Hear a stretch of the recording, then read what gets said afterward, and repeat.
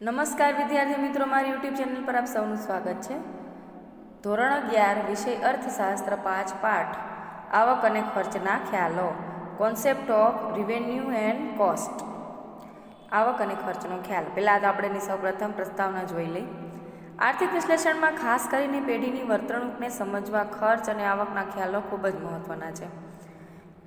કે પેઢીની વર્તણૂકને સમજવા માટે આપણે આવક અને ખર્ચનો ખ્યાલ સમજવો જરૂરી છે. ઉત્પાદનનું પ્રમાણ બદલાતા કુલ ઉત્પાદન ખર્ચમાં ફેરફાર થાય છે. ખર્ચથી પેઢીના જાવક બાજુનો અંદાજ આવે છે, તો આવકના ખ્યાલો જાણવાથી પેઢીની આવક બાજુ અંદાજ આવે છે.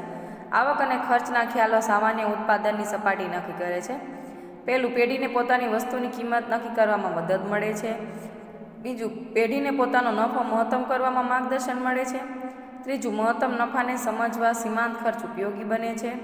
ચોથું, સીમાંત ખર્ચનો ખ્યાલ પેઢીની વર્તણૂકને સમજવામાં મદદરૂપ બને છે. પાંચમું, પેઢીને કેટલા સાધનો રોકાશે, કેટલી રોજગારી આપશે, કેટલું ઉત્પાદન કરશે, કેટલું રોકાણ કરશે તે અંગેના નિર્ણયોમાં આવક અને ખર્ચના ખ્યાલો મહત્વનો ફાળો આપે છે. છઠ્ઠું, વૈકલ્પિક ખર્ચનો ખ્યાલ સાધનોની વૈકલ્પિક ઉપયોગ અને સંચાલનકીય અર્થશાસ્ત્રમાં ઉપયોગી બને છે. સાતમું, નાણાકીય ખર્ચના ખ્યાલો પેઢીના સંચાલનના દિશાસૂચક બને છે. જો આવી રીતના જે આવક અને ઉત્પાદનના ખ્યાલો છે અલગ અલગ રીતના ઉપયોગી બને છે. આ કારણો ઉપરાંત બીજા અન્ય કારણોસર પેઢીના ખર્ચ અને આવકનો અભ્યાસ કરવો જરૂરી બને છે. કોઈપણ વસ્તુ કે સેવાનું ઉત્પાદન કરવા પાછળ જે રકમ વપરાય છે તે ખર્ચ કરવામાં આવે છે અને તેને ઉત્પાદન ખર્ચ કહે છે. સર્વપ્રથમ આપણે ઉત્પાદન ખર્ચના વિવિધ ખ્યાલોનો અભ્યાસ કરીએ. કે કોઈ પણ વસ્તુનું ઉત્પાદન કરવાનું હોય એની પાછળ જે ખર્ચ કરવામાં આવે તેને આપણે ઉત્પાદન ખર્ચ છે તે સમજીએ છીએ. હવે આપણે ખર્ચના વિવિધ ખ્યાલો જોઈએ. તો પહેલો એમાંનો ખ્યાલ છે વાસ્તવિક ખર્ચ.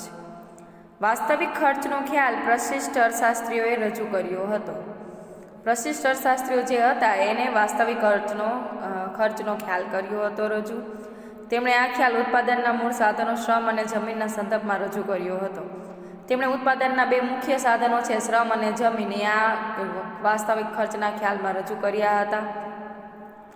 પ્રશિષ્ટ એટલે કે જૂના અર્થશાસ્ત્રીઓ હતા તેણે, પરંતુ આધુનિક યુગમાં નિરોકનાર અને નિયોજક વર્ગની દ્રષ્ટિએ પણ આ ખ્યાલનો વિચાર કરવામાં આવે છે.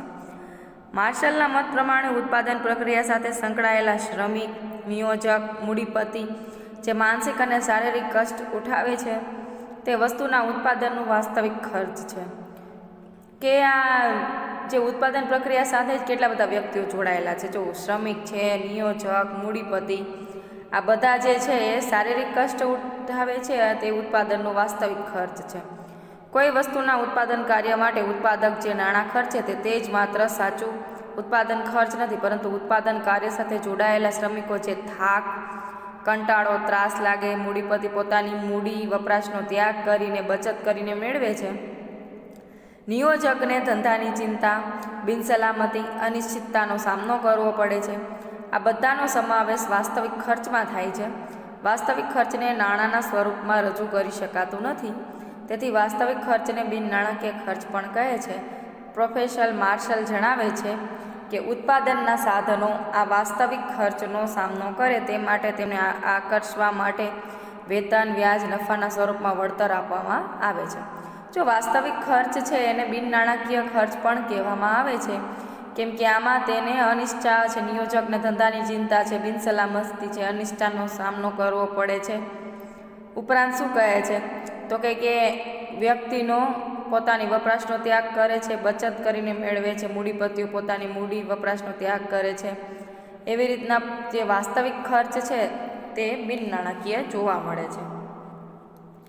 હવે એના પછી છે વૈકલ્પિક ખર્ચ, એટલે એકની જગ્યાએ બીજો ખર્ચ કરવો પડે તે. વૈકલ્પિક ખર્ચનો ખ્યાલ ઓસ્ટ્રિયન અર્થશાસ્ત્રીઓએ રજૂ કર્યો હતો, પરંતુ તેને વ્યવસ્થિત સ્વરૂપમાં તો માર્શલે જ રજૂ કર્યો. ઉત્પાદનના સાધનો એક કરતાં વધારે વૈકલ્પિક ઉપયોગ ધરાવે છે. હકીકત ઉપર આ ખ્યાલ આધારિત છે. ઉત્પાદનના સાધનો જમીન, મૂડી, શ્રમ ને નિયોજક છે એ છે એક કરતાં વધારે વિકલ્પોનો ઉપયોગ ધરાવે છે. આવા વૈકલ્પિક ઉપયોગ ધરાવતા સાધનો એક ઉપયોગમાં વાપરવામાં આવે છે ત્યારે સાથે અન્ય બીજા ઉપયોગમાં વાપરી શકાતા નથી. દાખલા તરીકે જમીનના એક ટુકડા ઉપર ઘઉં વાવવામાં આવે તો તે જ સમયે તે જ ટુકડા પર બીજો કોઈ પાક લઈ શકાતો નથી. શ્રમિક એક સમયે મિલમાં કામ કરે તો એ જ સમયે બીજા ઉદ્યોગમાં કામ કરી શકતો નથી. આમ સાધન વૈકલ્પિક ઉપયોગવાળા હોય છે. જો સાધન વૈકલ્પિક ઉપયોગવાળા હોય, શ્રમિક કે જમીનના હોય, અર્થ અને સમજૂતી. ઉત્પાદનના સાધનોને કોઈ એક કાર્યમાં રોકવામાં આવે તો તે સાધનો બીજો શ્રેષ્ઠ વિકલ્પ જતો કરવો પડે છે. કે ઉત્પાદનના સાધનો છે ને એક જગ્યાએ રોકવામાં આવે તો બીજો વિકલ્પ છે જતો કરવો પડે છે. આ જે શ્રેષ્ઠ વિકલ્પ જતો કરવામાં આવે તેને જ વૈકલ્પિક ખર્ચ કહે છે. જતો કરવો પડતો શ્રેષ્ઠ વિકલ્પ ઉત્પાદન વસ્તુની વૈકલ્પિક ખર્ચ ગણાય છે. આ બાબત એક ઉદાહરણની મદદથી સમજીએ. જમીનના એક ટુકડાનો ઉપયોગ ઘઉં અને ડાંગર માટે થઈ શકે છે. તો જમીન ઉપર ઘઉં ઉત્પાદન કરવામાં આવે તો 2 લાખ મળી શકે છે અને જમીન ઉપર ડાંગર ઉત્પાદન કરવામાં આવે તો 3.5 લાખ મળે છે. ખેડૂતનું વર્તન તર્કબદ્ધ હોય છે. લાભની દ્રષ્ટિથી વિચારી ખેડૂત ઘઉંનું ઉત્પાદન જતું કરશે અને તેમાં વધારે રકમ મળે છે તે ડાંગરનું ઉત્પાદન કરશે અને 3.5 લાખ મેળવશે. 3.5 લાખના ડાંગર માટે ખેડૂત 2 લાખનું ઘઉંનું ઉત્પાદન જતું કરે છે. આ જતું કરેલું રૂપિયા 2 લાખનું ઘઉંનું ઉત્પાદન એ 3.5ના ડાંગરનું વૈકલ્પિક ખર્ચ તેમ કહેવાય. તો સ્વાભાવિક છે જેમાં વધારો થાય, જેમાંથી નફો વધારે મળતો હોય તો તેનું જ ઉત્પાદન વધારે કરવામાં આવે છે. તો તે બીજો જતો કરવો વિકલ્પ હોય તેને જ વૈકલ્પિક ખર્ચ ગણી શકાય. હવે શું છે તો કે વૈકલ્પિક ખર્ચના માપનની મુશ્કેલીઓ. એક ઉપયોગી સાધન. જો ઉત્પાદનનું કોઈ સાધન માત્ર એક જ ઉપયોગ ધરાવતું હોય તો તેનું વૈકલ્પિક ખર્ચ નક્કી કરી શકાતું નથી. કે એક જ ઉપયોગ ધરાવતું હોય ઉત્પાદનનું સાધન તો તેનું આપણે વૈકલ્પિક ખર્ચ ના નક્કી કરી શકીએ. દાખલા તરીકે એવા ઘાસના મેદાનો જ્યાં ઘાસ સિવાય બીજું કશું ઉગી શકતું નથી, એવું જ બેકારીનો ભોગ બનેલ વ્યક્તિઓને બતાવવામાં હોય તો તેમની પાસે કોઈ જ કામ હોતું નથી, માટે વૈકલ્પિક ખર્ચ કેવી રીતે ગણવું? વિશિષ્ટ ઉપયોગના સાધનો. જ્યારે ઉત્પાદનનો સાધનો વિશિષ્ટ પ્રકારના સ્પેસિફિક ફેક્ટર હોય ત્યારે ખ્યાલનો ઉપયોગ બનતો નથી.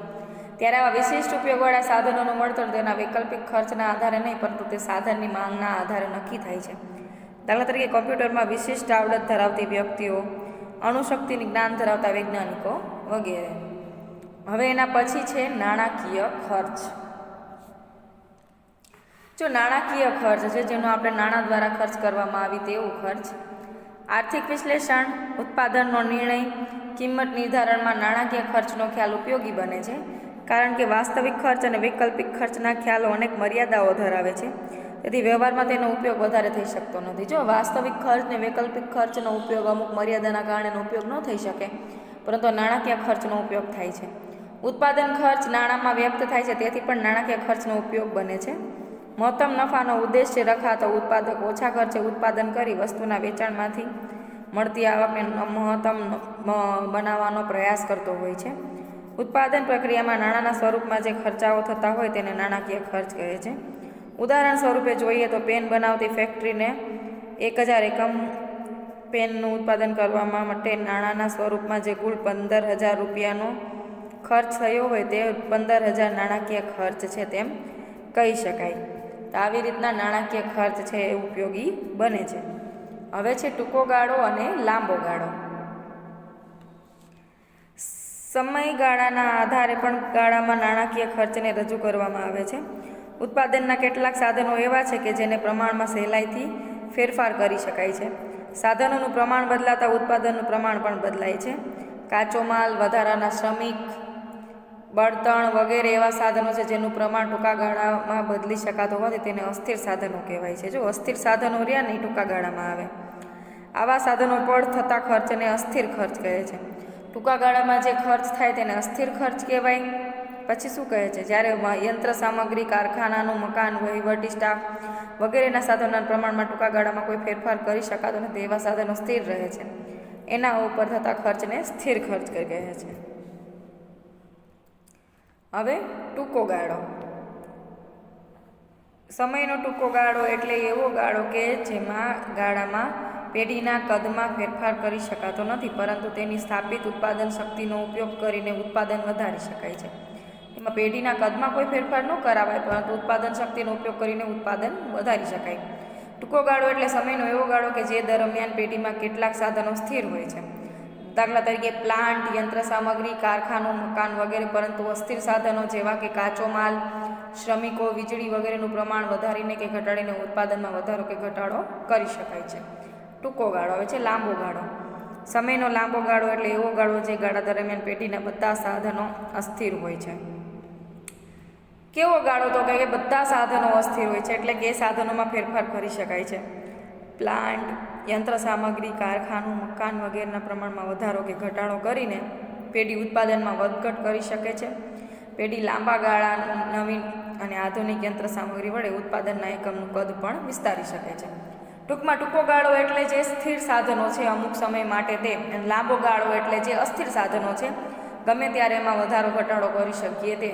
તમારે આ પૂછાઈ શકે ટૂંકા ગાળા અને લાંબા ગાળાનો તફાવત જણાવો, તો તમે આ લખી શકો છો.